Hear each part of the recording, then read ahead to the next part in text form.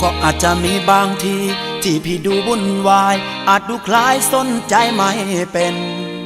และคงมีบางทีที่ตัวน้องคงเห็นพี่วางเว้นจากการเอาใจไม่ค่อยซึ้งค่อยหวานผมหน้าทำแต่งานออกอาการบ้างงานเกินไป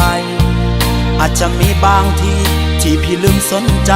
มอบดอกไม้ในวันสำคัญอย่าโกรธเคืองเรื่องเหล่านั้นเธอเท่านั้นที่สำคัญ